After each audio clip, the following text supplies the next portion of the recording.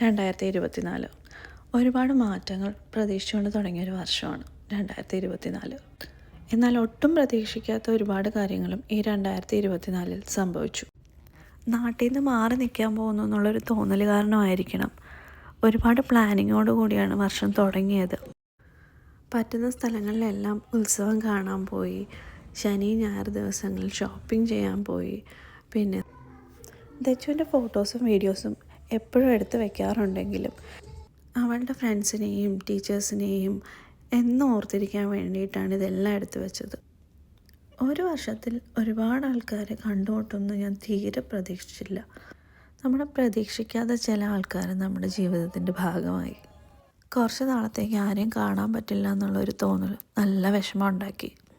അതുകൊണ്ട് തന്നെ യാത്ര പറയാനും ഞാൻ സമയം മാറ്റിവെച്ചു. ബന്ധുക്കളെ കാണാൻ, അനുഗ്രഹം വാങ്ങിക്കാൻ. ആ കൂട്ടത്തിൽ ഞാൻ മാമൻ്റെ അനുഗ്രഹം വാങ്ങിയിരുന്നു. ഇന്ന് മാമനില്ല എന്നുള്ളത് വിശ്വസിക്കാനേ പറ്റുന്നില്ല.